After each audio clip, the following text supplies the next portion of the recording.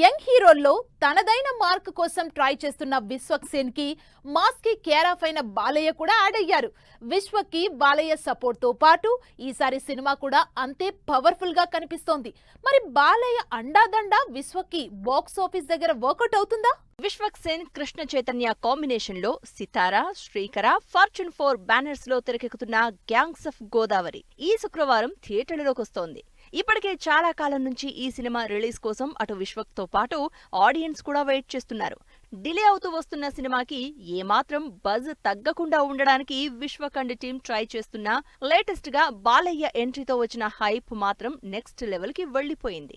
Balayya gangs of Godavari event కి రావడంతో ఈ శుక్రవారం థియేటర్లోకి వస్తున్న సినిమా మీద ఫుల్ హైప్ క్రియేట్ అయింది.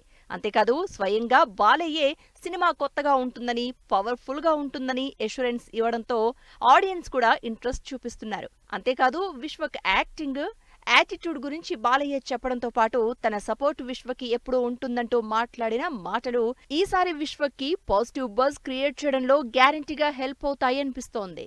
నిజంగానే ఈసారి విశ్వక్ గ్యాంగ్స్ ఆఫ్ గోదావరితో తనను తాను కొత్తగా ఆడియన్స్ కి పరిచయం చేసుకోబోతున్నాడు.